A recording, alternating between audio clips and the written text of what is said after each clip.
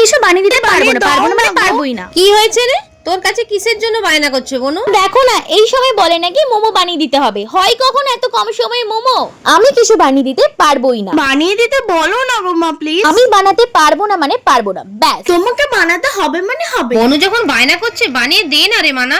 আর শেষ পর্যন্ত তুমিও।